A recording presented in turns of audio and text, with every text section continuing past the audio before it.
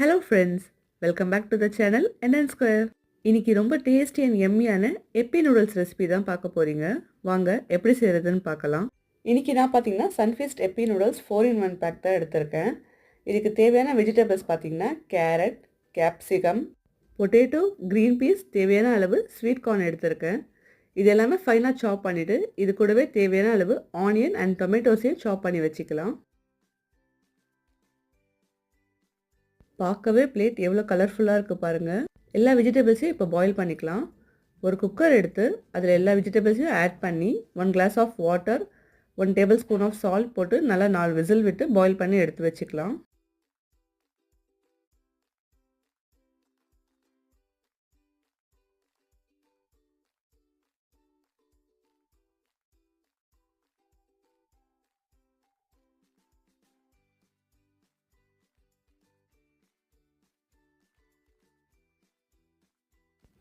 Vegetables boil ஆகுறதுக்குள்ளே நம்ம சைடில் masala ready பண்ணிடலாம்.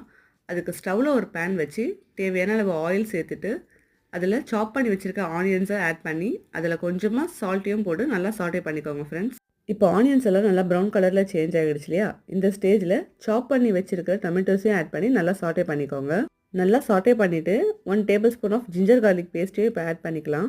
இதையும் நல்லா ரா ஸ்மெல் போகிற வரைக்கும் சாட்டே பண்ணிக்கோங்க. Next 1 tablespoon of chilli powder, 1/2 tablespoon of turmeric powder, அப்புறம் இந்த நூடுல்ஸ்லேயே வந்த மேஜிக் மசாலாஸையும் ஆட் பண்ணிக்கலாம். ஒரு 30 செகண்ட்ஸ்க்கு அப்படியே சாட்டே பண்ணுங்கள். மசாலாஸை நல்லா மிக்ஸ் பண்ணிக்கோங்க. இப்போ 1 glass ஆஃப் வாட்டர் ஆட் பண்ணிக்கலாம். மசாலாஸ் நல்லா கொதிக்கும் போது இந்த ஸ்டேஜில் 1 tablespoon of tomato sauce add பண்ணிக்கிறேன். இது ஜஸ்ட்டு ஃப்ளேவருக்காக தான் ஆட் பண்ணுறேன். வேணுன்றவங்க ஆட் பண்ணிக்கலாம். இப்போ பாயில் பண்ணி வச்சுருக்கிற வெஜிடபிள்ஸை இந்த மசாலா கூட நல்லா மிக்ஸ் பண்ணிக்கலாம். நல்லா மிக்ஸ் பண்ணிவிட்டு 3 glass ஆஃப் வாட்டரை ஆட் பண்ணிக்கோங்க.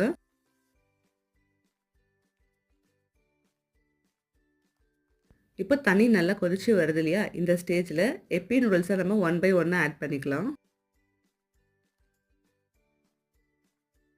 நல்லா ஒரு தடவை மிக்ஸ் பண்ணி விட்டுக்கோங்க.